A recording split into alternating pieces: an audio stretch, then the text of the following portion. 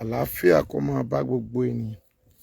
Bíbélì sọ pé tí Olúwa ní ilẹ̀ ayé tí ẹkún rẹ̀, ayérayé àti àwọn tí ó tẹ̀dó sínú rẹ̀, nítorí tí ó fi ìdí rẹ̀ sọlẹ̀ sórí òkun. Òun náà la ṣe ń polówó pé tí ọmọ bàbá sọ pé ẹ wá ra ilẹ̀ oko kẹ́ fi dáko. Ó máa ń dàbí pé a ò mọ ohun tí à ń sọ. Ẹlòmíì tẹ̀ máa ń sọ pé àtọ̀jọ́ náà tẹ̀ ti polówó ilẹ̀ o, níbo ló wà? Ilẹ̀ oko rèé o, èyí tí àwọn kan ti rà lélẹ̀ ẹ̀rí láti bá wọn ròyìn. Ilẹ̀ tá fẹ́ fi gbé pákí, ilẹ̀ ló sì lọ yìí. Ẹ ti rí i pé kódà àwọn kan tẹ̀ tó ń kọ́lé sí kìí ṣe ibi tí wọ́n kọ́lé sí tí iná NEPA ti dé ni. A wà ní Owódé Ẹ̀gbá local government in Ogun State. Ẹ lè gba Ọ̀fadà wọlé, ẹ lè gba Ìṣíhún wọlé, kò sọ́nà tí ò wọ bẹ̀. Antad road ní ó dẹ̀ tún jáde sí Pápá, ẹ lè gba Pápá wọlé síbẹ̀. Ìlú tó lọ́ba tó níjòyè tí oko lẹ́hún lọ Sálálù. Gbogbo àwọn ilẹ̀ báyìí àwọn èèyàn kan náà fi ń kọ́ fátìrì lórúkọ Jésù. Fátìrì là ń kọ́ ń bí báyìí. Tẹ́ bá wò dáadáa ẹ rí i pé a ṣe bẹ̀rẹ̀ ni. Kò dẹ̀ sí wàhálà ọmọ onílẹ̀ tá bá ti bá wọn sọ̀rọ̀ ó ti tán. Ibi báyìí sì wọn ilé fẹ́ gbé gàrí, àdẹ̀fẹ́ kọ́ ibi tán ti ń ṣe fátìrì gàrí sí láìpẹ́ láì jìnnà. Mo sọ fún títí on the 15 sìn àtúnṣe fátìrì yìí pé ibi tán ti fẹ́ máa dín gàrí ìtìlẹ̀ Yorùbá nìyẹn. Gàrí Ìjẹ̀bú kì í ṣe gàrí olókùúta wọ́n fẹ́ máa dín. Láìpẹ́ a ti gbin àwọn gàrí kan tí a ti gbin láti December sí ọwọ́ òkè yẹn ní ibi tí ẹ ti wọ ọwọ́ ọpẹ yẹn. Oko náà lẹ̀ wò àṣejù gbogbo àwọn eléyìí ni. Ẹnìkan ló ní gbogbo eléyìí sìn. Mọ́mì ìwọ náà lè wá rà, dáàdì ìwọ náà lè rà. Kò sí pé èmi ò mà rí nǹkan tí mo fẹ́ fowó mi rà. Kò lè level ground ni. Tó bá dẹ̀ jẹ́ fátìrì ló fẹ́ fi kọ́, ìwọ náà lè ṣe poultry, a lè ṣe poultry. Bóyá tó pọ̀ jù ní etí àwò yìí àárín ìlú ni. Tó bá ti dé Owódé Ẹ̀gbá gangan, nínú Owódé Ẹ̀gbá gangan lẹ́yìn primary school yẹn la máa gbàyà. Ilẹ̀ lọ títí dé lọ báyìí and cheap price ni tí ò wọ́n. But àwọn tí a ń wò yìí ilẹ̀ ilé ti bọ́ sí àárín ìlú. Ilé lẹ̀ ń wò network lẹ̀ ń wò yẹn gbogbo ilé lóríṣiríṣi tí a bá lọ báyìí sí ẹ̀rí ilé kan náà báwọn èèyàn kan ṣe síbẹ̀ yẹn. Tí a bá tún kúrò láàrin ètò kù láàrin bí báyìí sí lẹ́yìn ẹ̀sọ́ àwọn church lóríṣiríṣi àti ilé ètò kù lọ́wọ́ ẹ̀yìn apá bí báyìí sí afẹ́ ta kẹ́ ẹ bá wa dòwò pọ̀. Ilẹ̀ bí ètò jẹ́ pé ilẹ̀ àwọn ilẹ̀ wọ̀nyí kò wọ́n 550 ni wọ́n ta one plot. Tó bá dẹ̀ jẹ́ ìkà ló fẹ́ rà wọ́n á dín ṣéǹjì kúrò lórí ẹ̀. Ilẹ̀ tó ti bọ́ sí ìgboro ni tó dẹ̀ ti wà sọ̀fíọ̀ ó ti ní layout ó ti ní gbogbo ẹ̀ ọ̀lẹ̀ ń wò yìí. Kì í ṣe pé ẹgbẹ́ kan o ìlàdá o ẹ ti gbá o ilẹ̀ ìlú ni. Torí pé a ti bá àwọn ará ìlú yẹn sọ̀rọ̀ a ti bá àwọn tó wà bẹ́ẹ̀ a fẹ́ develop ìlú ilẹ̀ Yorùbá. Kẹ́yẹ sọ pé ẹ lọ ń kọ́lé sájà kọ́lé sí ibì kan pé ẹ lè débẹ̀ ẹ lè kọ́ síbí ẹ lè kọ́ hòtẹ́ẹ̀ ẹ lè kọ́ ilé iṣẹ́. Tá bá ní ilé iṣẹ́ àwọn ọmọ wa ò ní ṣolóṣó káàkiri ilẹ̀. Mo máa ń sọ fún èèyàn pé ẹ̀wọ̀n ni wọ́n fẹ́ fi 10 billion kọ́ ilé wọ́n fẹ́ fi 20 billion kọ́lé. Nígbà tá a bá kọ́lé 20 million tá a kọ́lé 100 million tá a ní investment tí ò sí ta fẹ́ máa fi maintain ilé yẹn ẹ rí i pé ó máa mẹ́rin. Òun ló jẹ́ káwọn Fúlàní àti àwọn ènìyàn ibi tán lè wọnú oko wa. Ṣùgbọ́n gbogbo area yìí sì nothing like a Fúlàní. Àwọn Owódé Ẹ̀gbá àti ọba wọn jẹ́ èèyàn gidi. Wọn ò gbà kí àwọn ẹni bí àwọn ẹni ìkà kó wọnú oko. Ẹ rí i pé èmi ọmọ ọba ló ń sọ̀rọ̀ gbogbo bẹ́ẹ̀. Èmi fúnra mi ni mò ń sọ̀rọ̀ tí mò ń wọnú oko lọ. Èmi fúnra mi ni mo ta gbogbo àwọn eré àwọn yìí fún àwọn èèyàn ta ti gbowó ẹ̀ lórúkọ Jésù. Mò ń sọ lánàá lórí kíní ó dàbí pé kíní wọ́n ṣẹ̀ ṣá oko yà ṣe ń jó lọ báyìí dé ibi tó wà yẹn láti tó ọwọ́ ìyẹn nísìn it is for sale. Ọwọ́ bíbà for sale ni ẹ bá ti ń rí ètò bá ní interest pè mí àjọ máa sọ̀rọ̀. Tó bá ní lọ́ọ̀yà ní kó wá investigate jẹ́ kí àwọn èèyàn ẹ tó trust nìkan wá tí wọn ò ní ralẹ̀ tán lórúkọ wọn. Àwọn ọmọ yẹn lòmíì tó máa bá ẹ ralẹ̀ àmọ́ ẹ pásítọ̀ tó láti lọ bá láti lọ gba ilẹ̀ lọ́wọ́ ẹ̀ tó jẹ́ pé orúkọ ara wọn ni wọ́n máa kọ sí orí ilẹ̀ yẹn. Mọ́mì máa ń lọ́ọ̀fẹ́ láìkẹ́ nítorí a máa tó sọ̀rọ̀ kékeré kan yàtọ̀ sí ọ̀rọ̀ ilẹ̀ yẹn nísìn ṣùgbọ́n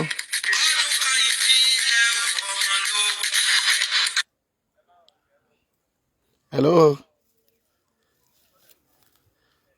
ta ni mo bá sọ̀rọ̀.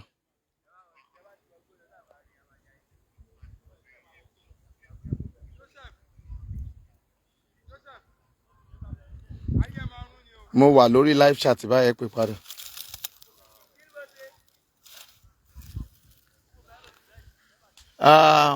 Gbogbo ènìyàn gbogbo nǹkan tí ẹ ń wò níbí ẹ rí gbogbo ohun náà ni à ń wò láti káàkiri ẹ rí pé àwọn bọ́ìsì mi náà lẹ̀ wò everybody ń wọ inú gbó lọ tí everybody ń ṣeré kiri mọ́tò ló ń kọjá lọ tẹ́ ń wò nísàlẹ̀ lọ́yìn gbogbo ẹ̀ ló wà mọ́térébù kò sí pé kòtò kan ibo ló fẹ́ yà sí ẹbí kan ni mo fẹ́ yà sí Ọlọ́run ti gba gbogbo ògo gbogbo igbó yìí kò sí pé ẹnìkan ló sápamọ́ àwọn máa jí mi no ó wà peaceful ìlú tó wà peaceful tí ó sì wàhálà ń bẹ ni bàbá àtijọ́ ọmọ ara wa lórúkọ Jésù ẹlòmíràn ní kí ni pásítọ̀ Ondo ní ìnáwó kí ló wá dé kíní kan ẹ̀yin ẹlẹ́gbẹ́lẹ́gbẹ́ Yorùbá Nation ẹ wá ara ilẹ̀ ló kúnlẹ̀ yìí tẹ́fẹ́ ra 20 acres tẹ́fẹ́ ra 30 acres ká máa sọ pé ilẹ̀ Yorùbá Nation ẹ wá kájọ rà ká fi dáko ká lè sọ pé oúnjẹ irú etí Buhari tí Lagos State wọn ò rí lẹ̀ rà nígbà táwọn Lagos State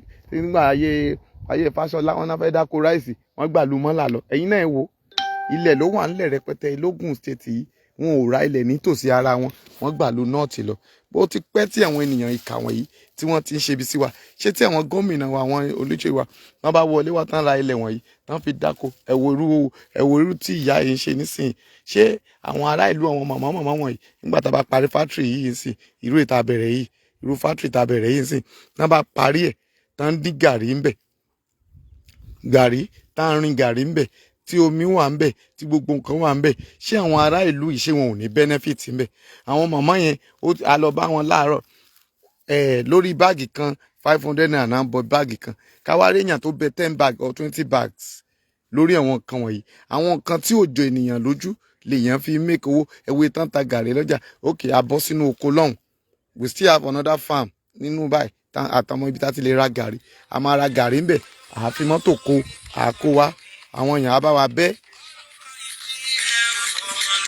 àwọn èèyàn á bẹ́ àárín àti ní ẹ̀rọ àti ní gbogbo nǹkan yẹn àátún àwọn tó máa dín náà máa gbowó àkósínú store from there to market àwọn tó wà nílé òkè òkun ọkàn á lè balẹ̀ ṣé ẹni tó bá ṣiṣẹ́ tó wá cut job tó sáré ṣiṣẹ́ tẹ̀ sanwó ẹ̀ lẹ́sẹ̀kẹsẹ̀ mọ́mì ìgbà mélòó ni factory gàrí tẹ̀ tá a ṣe kékeré ìgbà mélòó ló máa fi dókè yẹn before you know gbogbo bíbá ti di factory but start from one place má máa rò pé tó o bá tí ní millions of naira ojú mi ọmọọba ni mò ń sọ̀rọ̀ torí ẹlòmíràn lè ní ó lè má jọ ọmọọba ó lè jẹ́ pé scam ni èmi ni mò ń sọ̀rọ̀ ẹlòmíì ó lè jẹ́ pé lára ìrìn àjò yìí pé mo ní 3 million mo ní 4 million mo ní 5 million ṣùgbọ́n nínú ìrìn àjò 3 million 4 million yìí àwọn lè ní mi òun ò ṣe kankan wàá ṣe kankan mami starting from one place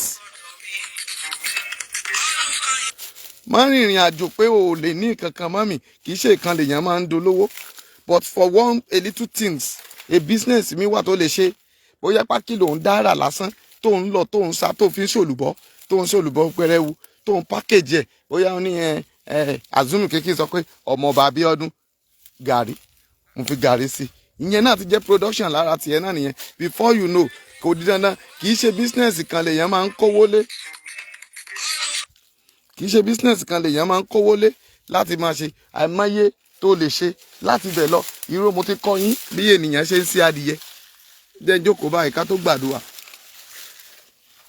kì í ṣe business kan lèèyàn máa ń kówó lé láti fi ṣiṣẹ́ ó lè ṣe iṣẹ́ òwò ní ipa oko many things bóyá adìyẹ ló fẹ́ fi gbìn tó bẹ̀rẹ̀ sí àwọn adìyẹ bílẹ̀ bóyá ewúrẹ́ ló kà tí ẹ ṣe koríko ló ń wù ó wá ṣe fẹ́ǹsì sí àwọn koríko bẹ̀rẹ̀ sí wù ewúrẹ́ bẹ̀rẹ̀ sí sẹ́yìn wàá kàn bí ṣéèdì síbẹ̀ tó yẹ pé tójò bá fẹ́ rọ̀ àwọn ewúrẹ́ yẹn lè sá síbẹ̀ from there tó o bá sin ewúrẹ́ láàrin ọdún 3, 4, 5 mọ́mí ó ti mọ iye tó máa make but ní ọdún tó ń bọ̀ bóyá ọdún yẹn ń bọ̀ 3 months tó sáré sí bọ́ìlà ó lọ tà á lọ́jà má máa sọ pé torí pọ̀ ọ̀rẹ́ ẹ̀ ó ti ṣe poultry 100 million o ló fẹ́ lọ máa wá 100 million but you need to start from one place. Bóyá 3 plot lówó rẹ̀ ká kò di dandan pé ẹlòmíì ló fẹ́ kọ́ 10-story building gbogbo owó tó dẹ̀ wà lọ́wọ́ rẹ̀ ò ju 2 million nígbà tó bá ralẹ̀ 1.8 àbó ralẹ̀ 2 million gbọ́n ẹgbẹ́ rẹ̀ kọ́lé sàjà ìwọ náà fẹ́ kọ́lé sàjà eyín mi á sọ pé kò dáa mami but o gbúdọ̀ ní kankan tó máa fresh ẹ ní a bit torí ìyà tí àwọn ènìyàn ń jẹ ní ìlú òyìnbó má ṣe ń ròyìn ẹlòmíín lè ní àwọ̀ òun ni o ti ká o òtútù ní o wákàtí o ṣùgbọ́n torí pé kò sí trust nítorí pé kò sí ẹni àbáfojú jọ òun ló jẹ́ kí gbogbo ìrìn àjò ayé yìí tó jẹ́ pé ó ní agbára tí ò tiẹ̀ wá sẹ́ni kankan àti àáfọkàn tán mọ́ tó jẹ́ pé ẹlòmíín gan talé ẹ̀ Nàìjíríà kówó lọ lóyìnbó ó tún sọ pé owó èkó lè kó ń gbé sí torí pé Tinubu ti sọ gbogbo ìrìn àjò ayé wa ó ti sọ pé òun nìkan ni kó máa gbádùn ẹ̀ ṣùgbọ́n a ò ní wo gbogbo yẹn kí ni a fẹ́ máa fi jíwèé pé ọmọ Yorùbá bí ìlú Haúsá sì ṣe ń gbóná girigiri tó tí Boko Haram ń pa wọ́n ìjẹ́ òbílí pé wọn kan sì ń gbin ọ̀dùnkún wọ́n ní kúkúǹdùkú ewé gẹ̀rúgẹ̀rú tẹ́ gbìn ó tútù gbìn next year a ti kúnlẹ̀ nígbà tó bá máa fẹ́sì ọ̀dùnkún ó mọye owó tó máa rí lórí ẹ̀ láàrin 8 months ó ti wú ọ̀dùnkún ẹ̀ bárọ̀kẹ̀tù báyìí náà ni tí ò gbìn pákí and àti ríbi tá ó tẹ̀ sí ó lè gbìn pákí àìmọye wọn fátìrì tá ń ra pákí wọ́n fi ń bẹ́lẹ́dẹ̀ wọ́n ń kó lọ Kòtónú wọ́n ń kó káàkiri tó o bá ra 1 acre báyìí ká sọ pé 1.8 1.9 1 acre níbí báyìí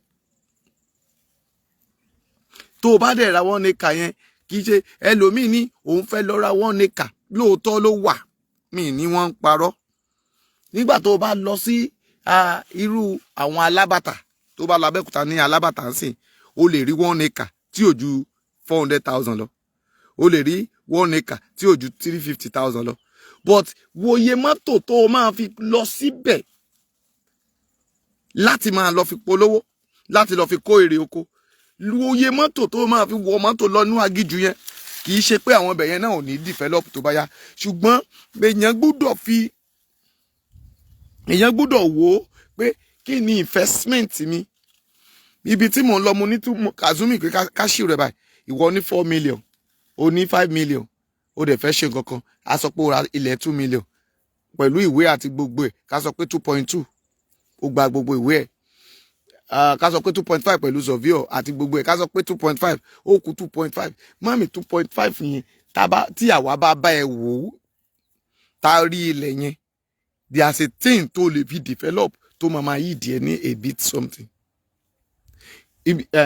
oko factory gàrí tá à ń ṣe yìí nísìn tí mo bá sọ iye ẹ̀ fún yín tó bá pè mí máa ṣí rẹ̀ fún ẹ pẹ̀lú àwọn nǹkan tá a ṣe it's not up to 5 million. And before you know local something ló máa fi start máa rò kẹ́ máa gbẹ́rẹ̀ ọdẹ láti abroad máa ship ẹ̀rọ dé máa ship generator mo máa ship kinní kan in Nigeria here we can do it. Àwọn weather wa wọ́n build ẹ̀rọ àádẹ́ lọ ra engine ẹ̀rọ sí àṣàgbàdà tán fi ń yan gàrí simple something a modernize àgbẹ̀bọ̀ o a modernize ẹbí tán ti máa fọ pákí tán ti máa ṣe gbogbo ẹ̀ ẹ̀pọ̀dì àjókòó before you know factory ti bẹ̀rẹ̀ ẹja àwọn kan wà ẹja develop ẹ̀. Ẹja develop ẹ̀ ìwé tí à ń kà láti fi yege ni wẹ́n nígbà tẹ́ni tó lọ ṣe agricultural àbí kí lẹ́ ń pè tó lọ fún agric ní yunifásitì tó wà ní báǹkì tó lọ ń káwó ẹjọ́ ṣé àgbàdo ló fẹ́ lọ yín bẹ̀ ní bá ìgbà wo ló fẹ́ practice ẹ̀ bóyá ọ̀pẹ ló fẹ́ gbìn I can tell you ó lè fi ọ̀pẹ ṣe boundary ẹ̀ round kó ṣe fẹ́ǹsì kó gbin ọ̀pẹ sí round dá ọ̀pẹ di ọ̀pẹ máa mú náà wọn ọ̀pẹ lọ́wọ́ tó jẹ́ pé kò lè lò ti 3 years lọ wà á bẹ̀rẹ̀ sí make owó ẹ̀ a máa lọ rà á ni a máa examine ilẹ̀ yẹn a máa wo bí ilẹ̀ yẹn ṣe rí ṣùgbọ́n ẹ máa wò pé torí pé wòlíì ni ó fẹ́ gbàdúrà á lè gbàdúrà kó gun ayé rẹ̀ ṣẹ́ ṣùgbọ́n tó gun ayé rẹ̀ bá ṣẹ́ kí ló fẹ́ ṣe àìmọye ogun tó ń jẹ ènìyàn tí kì í ṣogun ṣùgbọ́n torí pé kò ní tí ó generate owó fún ni àìmọye ẹni tó ń raṣọ mo ti rẹ́ni tó raṣọ 1 million even bí mo ṣe jẹ́ ìránṣẹ́ Ọlọ́run mo ti rẹ́ni tó send aṣọ tó send sí mi is more than 500,000 dádì ẹ gbà ẹ máa wọ eléyìí inú mi dẹ̀ dùn, mo bẹ̀rẹ̀ sí ń wọ̀. Ìgbà yẹn tó raṣọ lọ́rùn mi pé dáàdi owó ti dé o. Mo ní kí ló ṣẹlẹ̀? Nígbà tó ń dáwọ́ ni mo ní àwọn èèyàn kan ló máa fi ẹ̀mí ìmoore hàn tán sẹ́ǹdì aṣọ yìí sí mi. Ó ní aṣọ tẹ́ wọ̀ ṣé o mọ̀ pé ó fẹ́ wọ bí almost 400,000.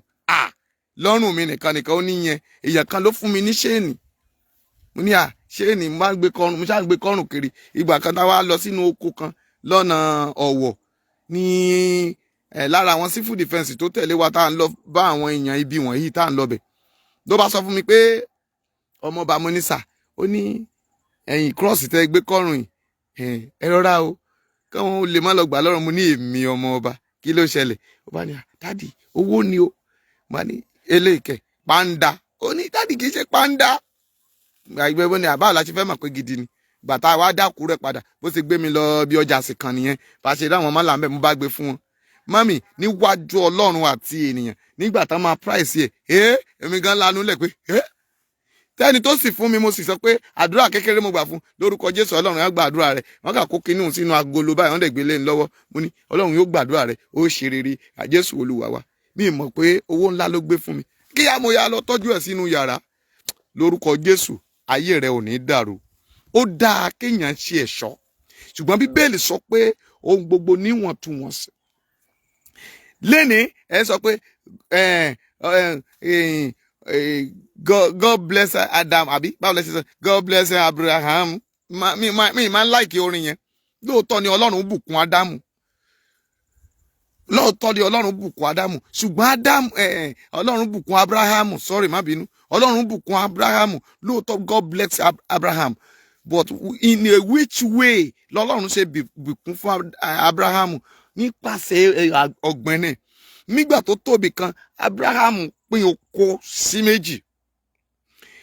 Lọ́ọ̀tì mú apá ibi tó dára ṣùgbọ́n nígbà tó tákòkò kan ìwọ náà wò ó mi ní sọ ju bẹ́ẹ̀ lọ. Kò sí nínú Bíbélì láti Genesis to Revelation. Even Dáfídì wọ́n ṣoko fún. Àwọn ọba wọ̀nyẹn wọ́n lọ máa rí ẹni tó dáko fún. Oko dídá òun ní àlá tí ọba ńlá tí Joseph tú tí ìyàn fi lọ. Bí ilẹ̀ Yorùbá máa dẹ̀ dádúró òun ní ìyàn tí wọ́n fi ń jà wá lẹ́ni. Nobody want to come a farm. A pastor building a church. Nígbà tí pastor build church rẹpẹtẹ, Bíbélì ní ìdámẹ́wàá, a ò ní ìdámẹ́wàá owó. Ókè ká mú ìdámẹ́wàá yẹn ká lọ fi ra ilẹ̀ síbì kan ká wá fi gbin àwọn àgbàdo àti gbogbo nǹkan ká wá first year ṣé ebi fẹ́ pa àwọn ṣọ́ọ̀ṣì ká gbin àgbàdo ká gbin ẹ̀gẹ́ ká wá lọ wá first year. Ètò pọ̀ jù nínú àwọn ṣọ́ọ̀ṣì bíi big church tẹ́rì lẹ́ni wọ́n ń lọ lóyìnbó wọ́n lọ ń parọ́ pé ìyà ń jẹ Nàìjíríà pé àwọn ọmọ ìjọ wọn ìyà ń jẹ wọn àwọn dẹ̀ fẹ́ lọ ṣe farm pé láti máa fi bọ́ wọn. Mo mọ lọ́wọ́n mo mọ bí kóòdù yẹn. Ẹ dẹ̀ lọ gbowó yẹn nígbà tẹ́ bá wá gbowó yẹn tán ẹ wá máa kọ́ auditorium jọ. Owó tí ó yẹ kẹ́ advice ọmọ àjọ ẹni kó mú 4 seed ẹ wá tó bá di January ending sí 4 seed ẹ lómi 2 million 5 million 6 million 8 million 10 million 100 million wọ́n á wá pààrọ̀ mọ́tò pastor mọ́tò máa pààrọ̀ mọ́tò ní January báyìí torí pé wọ́n fẹ́ gba 4 seed. Mami 4 seed ẹ gan ó lè fi ralẹ̀ kó fi kọ́lé. 4 seed ẹ gan ó lè fi dáko kẹ́lòmíì tún máa jèrè lára 4 seed ẹ.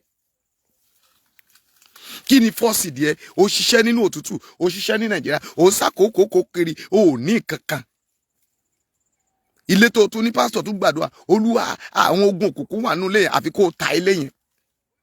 Ìwọ náà dẹ̀ gbọ́rọ̀ sí pastor lẹ́nu, ìwọ bá lọ gbé my house is for sale. Lórúkọ Jésù, ó ní fi ẹrù ilé rẹ ta gbàǹjo. Ṣàmì tó nítumọ̀, mo ló ní fi ẹrù ilé rẹ ta gbàǹjo. O ní láti jí. Ẹ jẹ́ kí iye wa kó ṣí. Kí la ní? That is why Tinubu àtàwọn tó kù ẹ̀ tán fún wa ẹ wò àwọn èèyàn jókòó ó ń pín káàdì 500 naira. That is why I'm prouding of myself. Tẹ́ ẹ rí ọmọ ọba lẹ́ni tí mo sọ wípé owó wọn ò tó nǹkan kan. Daddy mami owó wọn ò ṣe kí ni kò tó nǹkan kan. Owó wọn ò tó nǹkan kan. Lẹ́ni torí pé bàbá tó bí mi lọ́mọ oko kòkó ló fi tọ́ mi. Iṣu dàgídàgí ni mo jẹ dàgbà. Mo jẹ lambo kókò lambo la máa ń pè lóńdó ó ní mo jẹ dàgbà. Okay máa wá dàgbà tán máa wá ní mi mo kóró. Mo kóró èmi tí mo gbé lágìjù. Ó gbọ́ mi ó ní lágìjù ní bàbá ti gbọ́gbé wọn. Lágìjù ní bàbá ti gbọ́gbé wọn.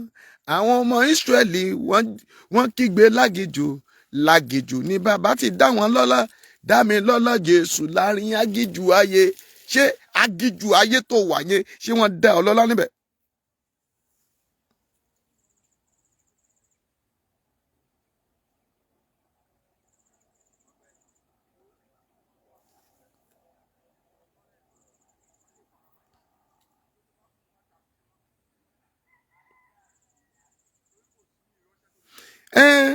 Wọ́n bá gbọ́ tí wọ́n nìyẹn, tán bá dẹ̀ gbọ́ ó kù wọ́n ó kú Ọlọ́run. Ṣùgbọ́n èmi á jíṣẹ́ tí olùgbàlà rán mi. Ẹ jẹ́ àgbẹ̀ sẹ́yìn kẹ́tù wò, ẹ wo àwọn ọ̀pẹ wọ̀nyí, ọ̀pẹ ẹ rí pé àwọ̀ àwọn ọ̀pẹ yẹn, because when it is time, gbogbo àwọn ọ̀pẹ tẹ́ ẹ wò wọ̀nyí, it will become something out of here. Tá a bá wá gbìtà Greek mọ́, wọ́n ní ọ̀pẹ ló máa ń wo kòkóyè. Tó bẹ̀rẹ̀ sí gbé ọ̀pẹ, a rí ọ̀pẹ 300, a rí 350, a rí ní 400. Ẹ̀mí wá sí díẹ̀ tóbi. Tó o bá gbìn 3 years ní, wàá jẹ̀yà 3 years, mami wàá become wàá di olówó. Nígbà tó bá yánsì, wọ́n ní ọmọ ọba, ó lọ ṣẹ́ṣó ni, ó lọ ṣoògùn ni. Àìmọye ni mí tó tún pariwo, ọmọ ọba ò ṣẹ́ṣó, ọmọ ọba ò dẹ̀ ṣoògùn, kò dẹ̀ lórí olórí. Èmi á máa tẹnu mọ́, ìwọ tó bá sọ pé o kówó fọmọ ọba o, ìgbà tọrọ Yorùbá Nation ṣẹlẹ̀ o, oníkẹ́ lọ mú 1 million wá, ẹ jẹ́ kó sọ síta. I'm not me ní group tá a fi ń dáwó ju helping group. A dẹ̀ máa lọ kó, mo dẹ̀ kódà lákòókò tó bá yá, gbogbo fídíò gbogbo bá ṣe fún àwọn aláìní yàbá aláìní bàbá ní December, gbogbo fídíò ẹ̀ ló wà lọ́wọ́ mi. À ń ṣe eléyìí nítorí ijọ́ tí àwọn nǹkan yìí máa di ńlá tán, àwọn èèyàn kan wá lọ máa gbé story tí wọn ò mọ̀ ń pa ẹ̀. Bí ìgbà kan ó máa ń gbowó àwọn aláìní bàbá aláìní ìyá, ó dàbí pé òun ló kójọ, àá wá gbé fídíò síta fún wọn. Lórúkọ Jésù, ò ní di opó ọ̀sán gẹ́gẹ́ ìwọ tó lọ́kọ. Ẹ̀yin tẹ́ ń gbọ́ mi, mo ní ayé ẹ̀yin ò ní dàrú. Ó dáa ká ní ìpìlẹ̀. Bíbélì ní tí ìpìlẹ̀ bá bàjẹ́, ó ní kí lódodo ó ṣe. Ó ní tí ìpìlẹ̀ bá bàjẹ́, ó ní kí lódodo ó ṣe. Mami, tó o bá ń gbọ́ àgbẹ̀ lọ́ba o, kò sí lábẹ́ bó ti wù kó rí. Gbogbo ohun tí ènìyàn bá ń ṣe láyé, ó gbúdọ̀ máa practice yẹ. Mami, advise yourself. Bá ara rẹ sọ̀rọ̀. Lọ sùn kó jí. Má rò pé location 419 yóò parí bẹ́ẹ̀. Ayé yóò tí ì parẹ́. Ilẹ̀ Yorùbá yóò sì dádúró. Tó bá dádúró, kí ló fẹ́ fi ran ilẹ̀ Yorùbá lọ́wọ́? Àbí àwọn ilẹ̀ tó ń rà káàkiri Nàìjíríà, tó ń rà káàkiri ìlú yẹn, nígbà tó ra ilẹ̀ sí Sango, ó rà sí Òṣòdì, ó rà sí kinní kan, àwọn ilé tó ń kọ́ ẹ̀, nígbà táwọn Fáṣọlá bá dé lọ́la, wọ́n á wó dànù. Wọ́n á ní títì jẹbẹ̀. Ẹ wo bìkan ní inú sáìdì ọ̀nà Oòduà níbi Guinness ńbẹ̀ yẹn. Nígbà tí mo rí ní last week, Sanwó-Olú gbé mọ́tò lọ́bẹ̀, ó wo wọ́n ní power line ló kọjá ńbẹ̀. Mo wá sọ fún àwọn kan dáhùn sọ̀rọ̀, wọ́n ní power line. Mo ní lóòótọ́ wọn ò ṣẹ̀ máa rí àwọn èèyàn yìí tán sọ pé power line ló kọjá mi báyìí. Mo ní bọ̀ tó ti ní kankan tán fẹ́ fi ibi báyìí ṣe ni. Mo ní because àwọn ènìyàn ti wà ń bí is more than 10 or 15 years tí mo gbọ́ lẹ́nu ẹnìkan. Èèyàn kan ló ń tó bí 15 years tó ń ti wà ń bẹ̀. Ó wá di December, January yìí ẹ wá wó dànù. Ṣùgbọ́n lẹ́yìn ìgbà táwọn á wó dànù yẹn, mami mú kọjá ń bẹ̀ ní ìjẹta táwọn bọ̀ ń fáàmù yìí. À ń kọ́ àwọn èèyàn bò wá ara ilẹ̀. Mo wá rí Lagos State Transportation, wọ́n ti gbé sáńbọ̀dù síbẹ̀, wọ́n ti fẹ́ sọbẹ̀ di gáràjì. Àwọn èèyàn wá ń dá mi dó dáàdì, màmá kan wá ní dáàdì èdè ẹ̀sọ́ lóòótọ́ àṣẹgbé. Mo ní ìjọba olè, ìjọba amúnimúyè. Ṣé bóun náà Láńbọ̀dé ti sọ tiẹ̀ síta yẹn? Ó ní ìdí tí Tinubu ṣe léun kúrò lórí oyè. Àkọ́kọ́, ẹja kúkú for opportunity yẹn sọ̀rọ̀. Àkọ́kọ́, òun ni pé òun ṣe 21th road ní Àlímọ̀ṣọ́ local government, which is gbogbo ojú dẹ̀ rí lóòótọ́. Ó ní bọ̀dá oníṣòkòtò pẹ́ńpẹ́ Arẹ́gbẹ́ṣọlá, ó ní ó sọ pé òun ò kó gbé contract fóun, òun ò gbé fún torí èyí tí Fáṣọlá gbé fún kò ṣe é. Ó ní number 1 nìyẹn.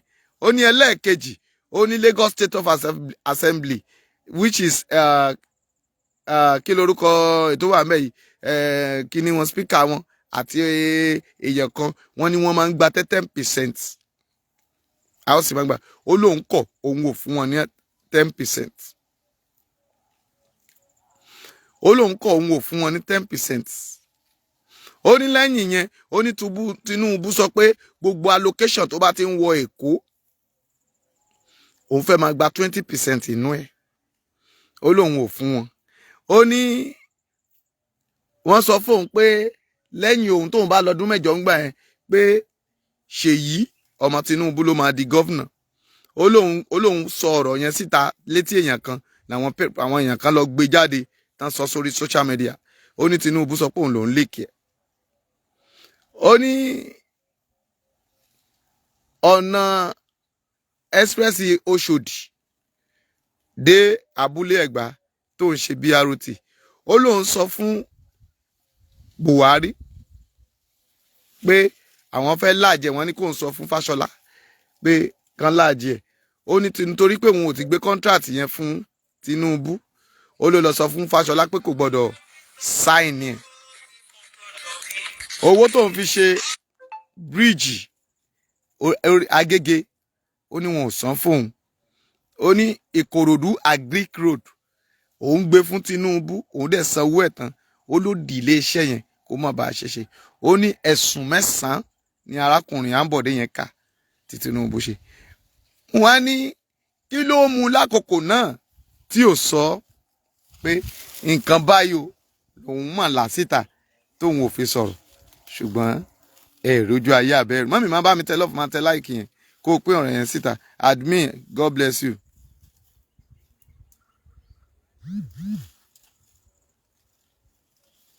Má bínú, mo sọ fún ẹ mo ní gíláàsì mi ti bàjẹ́. Tó bá ti ń bọ̀ nílé kó bá mi ra gíláàsì mi wá.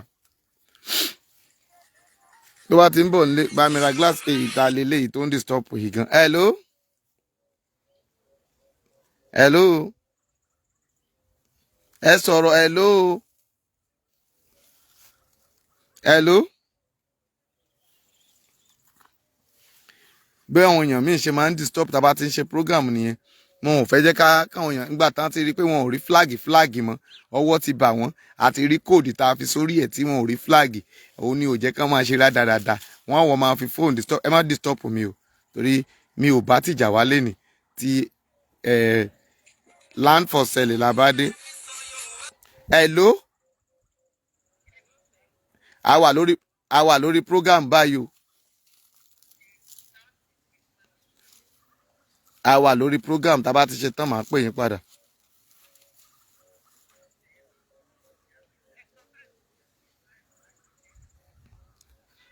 Tó bá ti tó wákàtí kan sí ẹ pè padà.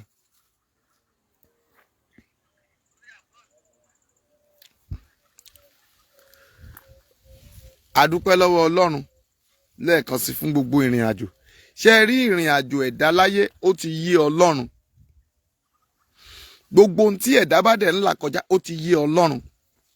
Gbogbo ipòkípò tí ẹ̀dá bá dẹ̀ wà ó ti yé Ọlọ́run. Ṣé ẹ ti ṣe tán?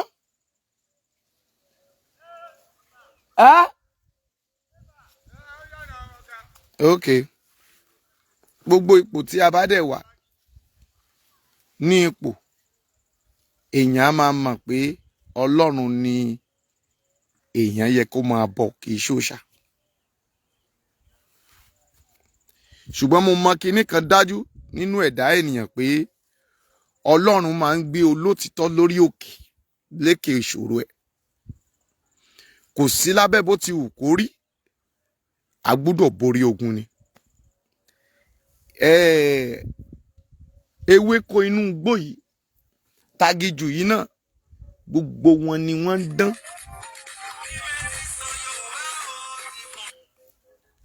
Ṣùgbọ́n nínú ipòkípò tí ẹ̀dá bá wà, ó yẹ kí a máa béèrè pé ibo ni mò ń lọ, ibo ni mo ti ń bẹ̀rẹ̀. Èmi á máa sọ fún èèyàn pé má ṣe bí, torí yóò padà bọ̀ wá bá ọ. Ibi máàmì wà lẹ́wà ẹ̀ máa káàsán. Ibi tí Tinubu ṣe yóò kẹsàn ẹ̀. Èyí tí Babangida ṣe ó ń kẹsàn ẹ̀. Kò sẹ́nikẹ́ni nínú ayé yìí tí kò ní kẹsàn èrè ẹ̀. Mo gbàdúrà ibi ò ní ṣẹlẹ̀ sí ọ. alájà mo ṣe Bọ́lá tán.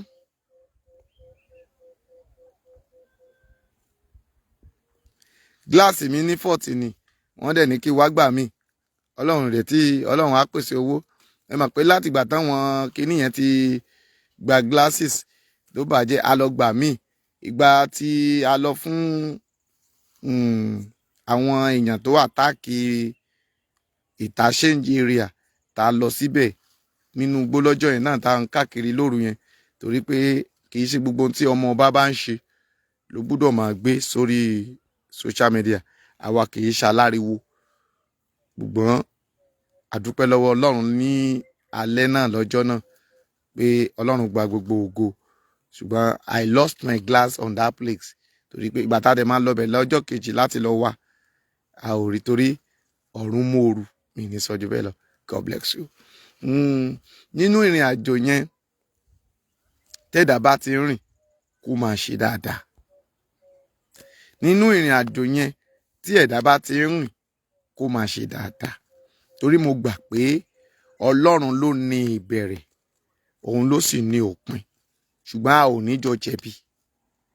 Lórí Yoruba Nation èmi o I stand with Igboho and I stand with Yoruba Nation. Tó bá kù èmi nìkan ní Yoruba Nation I will títí Jésù yóò fi dé màá sì máa pariwo Yoruba Nation. Ifun kí gbogbo ènìyàn kan padà tán náà ṣe Yoruba Nation I will still be saying it because in tí Ọlọ́run bá fi sí mi lẹ́nu àfi tọ́lọ́run fúnra rẹ̀ bá sọ pé bí ọdún má sọ mọ́ that is why I will stop. But if God said that continue I still continue. Ikú kan nípa àgbàlagbà tí mo bá ọmọ 50 years ni mí ikú wo ló ṣe fẹ́ dẹ́rù bà mí etí ò tó mi kú. Ọ̀rẹ́ mi kan tá a jọ ṣe kékeré lẹ́kọ̀ọ́ Ṣọlá ó kú lẹ́ni ìníná lọ sí Ṣọlá Biodun ìníná lọ sí.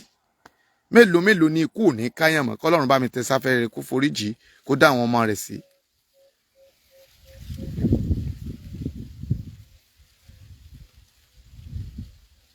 Ṣùgbọ́n gbogbo nǹkan téèyàn bá ṣe má ṣe lórí ahọ́n. Ẹlẹ́ẹ̀kejì ẹja ní ìbẹ̀rù Ọlọ́run. Ẹlẹ́ẹ̀kẹta ẹja mọ̀ tí ènìyàn ń ṣe. Láàárọ̀ nígbà tí mo wà nífọ̀ láàárọ̀ kùtùkùtù láàárọ̀ yìí nígbà tí mo lọ sífọ̀ ìgbà tá a kúrò nífọ̀ àwa síbí báyìí Ọlọ́run ló ní ipá àti agbára.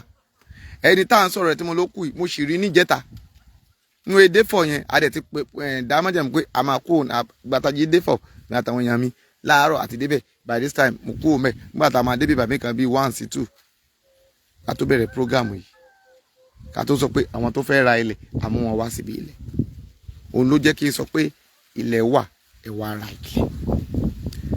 Lóòótọ́ gbogbo ohun tí ènìyàn bá ń ṣe àwọn kan wà ní Yoruba Nation tó jẹ́ pé wọ́n máa ní àwọn Yoruba Nation. Ẹ wo irú Gani Ààrẹ Ọ̀nà Kakanfò ṣé kò mọ̀ pé wọ́n ní kámẹ́rà ló jẹ́ ká mọ̀ pé ẹ wá kámẹ́rà ló jẹ́ ká mọ̀ pé ẹ wá kámẹ́rà ló jẹ́ a mọ̀ pé ẹ wá kò mọ̀ pé kámẹ́rà máa gbéhùn. Àṣẹ PDP ẹgbẹ́ mo ti sọ fún yín tipẹ́tipẹ́ pé PDP alọ́mbrẹ́là ní dáàdì yín ń ṣe. Ààrẹ Ọ̀nà Kakanfò yín àǹtí Ọlá Adé ẹ mà kásán mọ̀. Àṣẹ PDP náà ń ṣe àfi ọpẹ́lọpẹ́ kámẹ́rà ló já mọ̀. Ojú wọn rontoronto ní PDP Lagos State. Àṣẹ kìnní náà ń ṣiṣẹ́ fún ẹjẹ́ máa lọ lé mi jàre. Mẹ́ni náà ṣiṣẹ́ fún àṣà àti kù náà ń ṣiṣẹ́ fún. Ọlọ́run wá dá bẹ́ẹ̀ ni ìyàn ò dá Ọlọ́run wá dá mo ní bẹ́ẹ̀ ni ìyàn ẹni tí mò ń jó Ọlọ́run wá dá àṣẹ Ọlọ́run máa mójú wọn síta Ọlọ́run wá dá Ààrẹ Ọ̀nà Kakanfò Ọlọ́run wá dá àṣẹ wọn máa ń bínú Sunday Ìgbòho ni o Ọlọ́run wá dá ṣé ìwà fún Ọlọ́run máa dá ni. Mo sọ lọ́jọ́ yẹn mo ní nígbà mo kéde tí mo sọ pé mo ní Olúwa gbogbo ẹni tó gbógun ti Sunday pé kí gbogbo wọn ó rí kúhe mo wá padà wá mo ní ààrẹ ò fẹ́ kú torí pé mo ti fìdí ẹ̀ múlẹ̀ pé gbogbo ẹni tó bá ti lọ support Sunday lákòókò yẹn pé ẹ tó bá ti lọ support Sunday lákòókò yẹn pé Ọlọ́run máa yẹ kúrò lórí ẹ̀ àṣẹ ó lọ jáde síta ṣé ojú gbogbo yín wá rí báyìí àbí ojú yín ò rí mọ́mì Ọlọ́run ló mẹni tí ń sìn hún Ọlọ́run ló mẹni tí ń sìn hún ìkàlẹ̀ nìyẹn o ìkàlẹ̀ nìyẹn arákùnrin ìkàlẹ̀ nìyẹn gbogbo èèyàn máa pè àkí ló ń ṣe ọmọọba lọ́sàn-án nígbà mo rí kámẹ́rà bu ọ̀dà wọ́n wá lo aṣọ òbónú wọn ò mà pa máa gẹ̀ẹ́tì àwọn yẹn wọ́n kà gẹ̀ẹ́tì wọn bẹ̀ pẹ̀kẹ́ ẹni Ọmooba Biodun mo ti gẹ̀ẹ́tì ẹ̀ olóò ti gẹ̀ẹ́tì ẹ̀ ó ní yẹsà mo ní àbó nǹkan olóò ní ó yà ṣe láì ó ní ẹ má jẹ́ ṣe láì dáàdì mo ní ó yà sẹ́ǹdì ẹ̀ nígbà tó máa sẹ́ǹdì ẹ̀ sí mi ó bá ṣojú ọ̀rẹ́ wa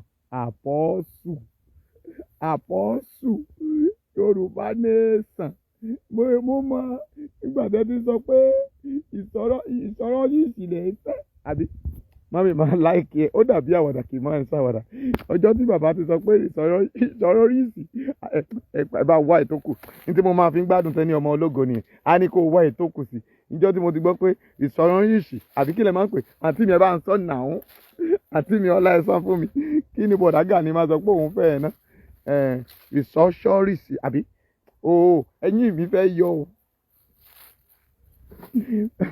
Joseph bá ń bomi o ìsọyọrìsì ok ẹ bá ń sọ ẹ jẹ́ ń kà tábà tẹ lògò mo sì lẹ́ni tí ó bá ń kà síta ó yá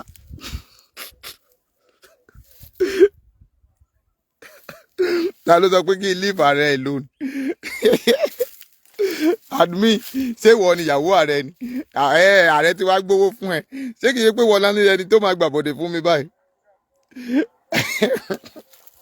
Adoni ṣé kìí ṣe pé wọ́n ni wọ́n sọ pé ó máa gbàbọ̀dé fún mi torí wọ́n ló ní kí please leave ààrẹ alone àbí kí ló kọjá ẹ̀ mo ti gbé wá síbi tí ò sóòrùn mo ti ríran o mi leave ẹ̀ alone o torí pé àwọn ni wọ́n wí nínú ọkàn wọn tí ó ti gbàgbé ni admin yẹ kí n rán ẹ létí o torí wọ́n ló fẹ́ tọ́jà mi lọ́sàn-án ìwọ gọgọ ni mo máa fi ṣe number one ó mọ tá rẹ ṣe kí n sọ fún ẹ ó ní àwọn ajá tó ń gbó ṣé o mọ̀ pé àwa ò ṣàjà mọ́ báyìí òun gangan ni dog àwọn lajá oko tó ń gbó sórí kí ló wà lọ lóṣèlú ókè ó lọ wo tán ṣe ń bẹ̀.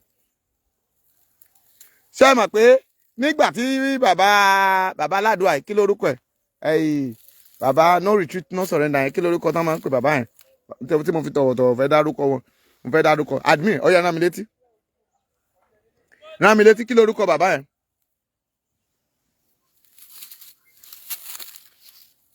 kí lórúkọ bàbá yẹn sọ fún mi nígbà tí bàbá yẹn tó bú bàbá yẹn gbà yẹn tèmi náà dá lóhùn gbé síbẹ̀ ó wà òkè kàfẹ́ fẹsẹ̀ mi ni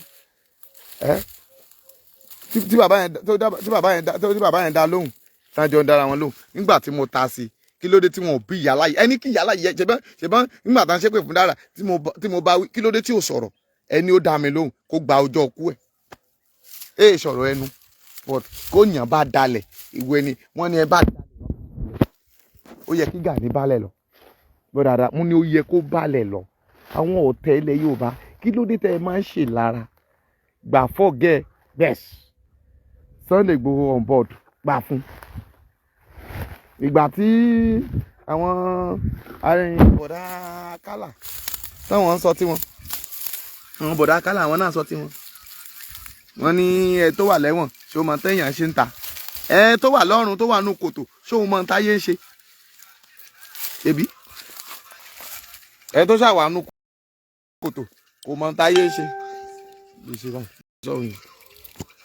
ṣé ẹ tó wà lọ́rùn ṣé o mọ táyé ń ṣe. àbí ṣùgbọ́n ó ti ró gbá lẹ́nu wọn báyìí wọ́n ní ẹni tí Ọlọ́run ń fẹ́ ṣé kò yàtọ̀ sí ẹni tí Ọlọ́run ò fẹ́ ni Ọlọ́run ń fẹ́ gbogbo ọ̀tá Sunday gbogbo wọn náà máa fi lè ṣaṣọ́búra ẹ jẹ́ ń polówó tí mò ń tà yàrí ilẹ̀ là ń tà o.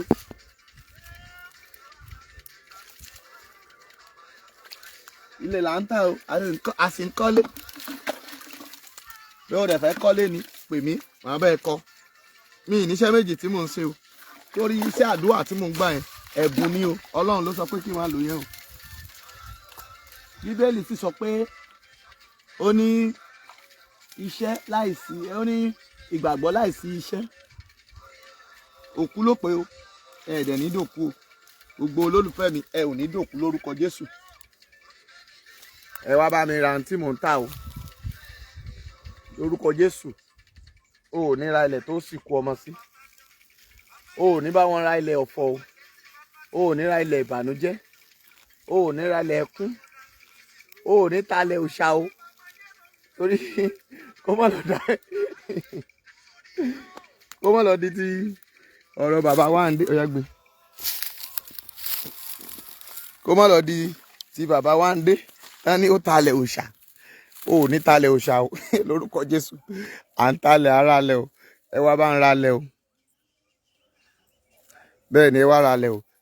Wòlíì ọmọ ọba, èmi níṣẹ́ tí mò ń ṣe o, ibi iṣẹ́ tèmi lẹ ti rí mi yìí o. Ẹ̀yin tẹ́ wà ń lo òyìnbó ń sìn, ẹ̀yin náà níṣẹ́ tẹ́ ń ṣe.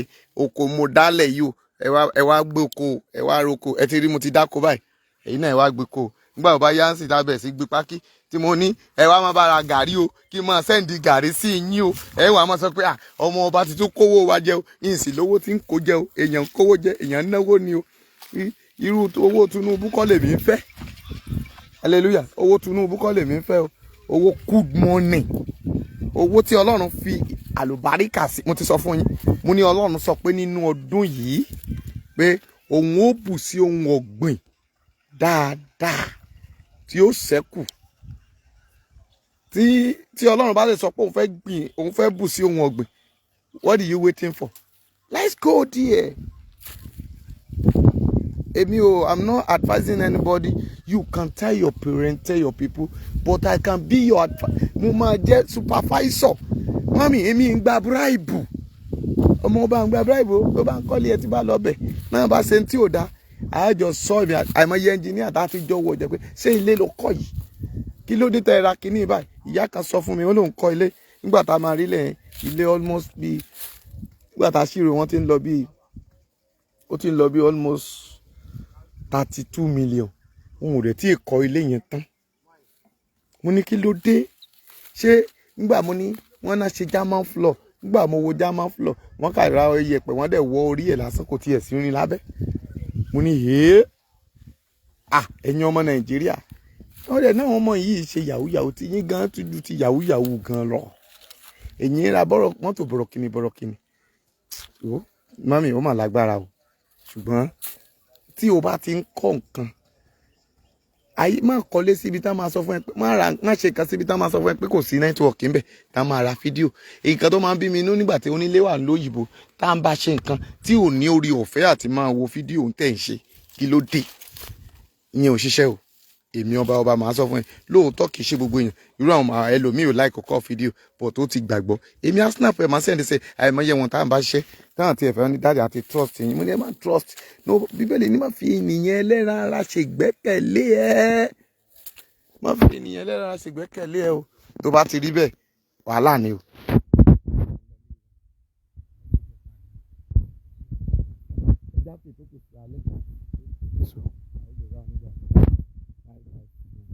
Ẹ pè mí sórí nọ́mbà yìí bóyá o fẹ́ ra lẹ̀ ni àbí ilẹ̀ ló lọ yìí, ẹ wá bá wa ra lẹ̀, ẹ ti rí, ẹ jẹ́ tó gbé sílẹ̀ kan náà.